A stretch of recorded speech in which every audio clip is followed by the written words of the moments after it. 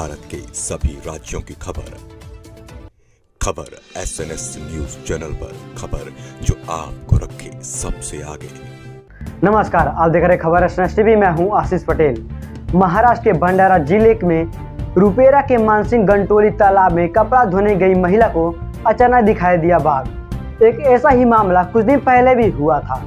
आइए दिखाते हैं हमारे संवाददाता पंकज शुक्ला की एक खास रिपोर्ट। रुपेरा के मानसिंह गंटोली तालाब में कपड़े धोने गई महिला को दिखा बाघ। 17 मई को सोने गांव में बाघ दिखाई दिया था। तुमसर तहसील के हरदोली वन के परिक्षेत्र अंतर्गत आने वाले रुपेरा के मानसिंह गंटोली पर 4 से 5 मकान की बस्ती बसी हुई है। आज दोपहर करीब 12 बजे के दौरान एक महिला कपड़े धोने के लिए तालाब पर गई।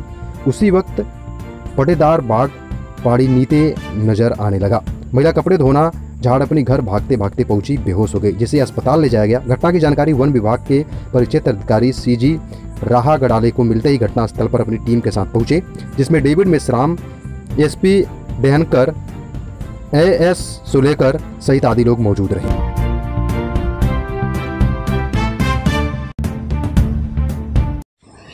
मी 12 वाजे दुपारी कपडे धुवायला गेली होती ना। कपडे धुवून झाले होते, फक्त एकच कपडा धुवायचा होता माझा। तर थोड्या वेळामध्ये पक्ष्याची आवाज आली, तर मी पारीकडे बघितलं थोडंसं आवाज कशाची आहे म्हणून, पण काही दिसलं नाही। त्याच्यानंतर मग अजून कपडे धुवाले, एकच कपडा बाकी होता, धुवाले सुरुवात केली। त्याच्यानंतर खूप जोरात एकदम पक्ष्याची आवाज आली, तर 2-3 पायऱ्याच्या म्हणजे असं तो उतरत होता आणि त्यानं आपला तोंड पाण्याकडे म्हणजे नेला होता।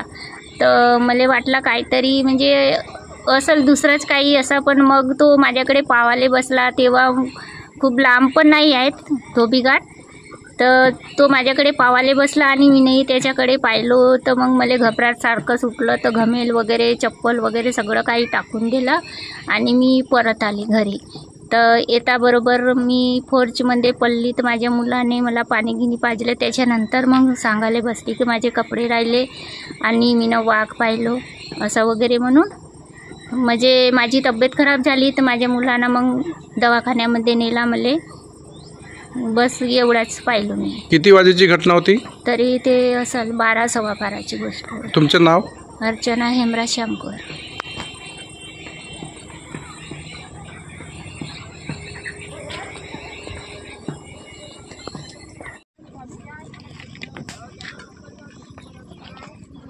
तुमसर वन विभागात मागील 3 दिवसापासून धनेगाव, बोरगाव आणि परिसरात वाघाचे वास्तव्य आहे। आता धनेगाव शेतशिवारातून वाघ हा जंगलाकडे गेला आहे, परंतु काही लोक अफवा पसरवतात, इथं दिसला तिथं दिसला। प्रत्यक्ष समजा दिसला तरी वन विभागाला त्यांनी कळवावं। आणि सध्या रब्बी धानाचा हंगाम जो सुरू आहे, कापणी सुरू आहे, लोकांना अशी विनंती आहे की एकटे दुकटे न जाता समूहाने जाणे आणि समजा कुठं वन्यप्राणी वाघ बिबट दिसला तर वन विभागाला कळवावे।